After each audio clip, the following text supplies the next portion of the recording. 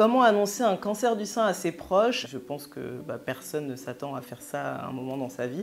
Moi, c'est mon docteur qui m'a dit de le faire en 4 phases. La première phase étant d'être très pragmatique et de dire maman, j'ai un cancer du sein, j'ai fait plusieurs examens et c'est un cancer HER2 positif. Je vais perdre un sein, mais c'est un cancer qui se soigne très bien. Deuxième phase, c'est de leur laisser le temps de réagir. Même si ça prend 10 minutes, 15 minutes, que ça laisse un blanc inconfortable, en fait, il faut vraiment leur laisser le temps de comprendre ce qu'ils viennent aussi d'encaisser, puisque nous, peut-être qu'on a eu la nouvelle il y a 2 jours, il y a 3 jours, eux, c'est pas le cas. Et troisième phase, leur dire quels sont les next steps, quelles sont les prochaines étapes que vous avez mis en place. Donc moi, dans mon cas, ça a été de dire, j'ai pris rendez-vous à l'Institut Curie, je dois encore faire quelques examens, j'en sais pas plus pour le moment, je sais juste que ça va bien se passer à ce qu'on m'a dit. Et ensuite sur la phase 4, et c'est vraiment si vous en avez envie, et celle-ci elle est optionnelle, c'est de dire comment tu te sens. Je suis ouverte à ce qu'on ait une discussion par rapport à tout ce qui est en train de se passer. Il n'y a pas de bonne ou de mauvaise façon de le faire, c'est quelque chose qui est complètement inconnu à tout le monde. Peu importe ce que vous fassiez,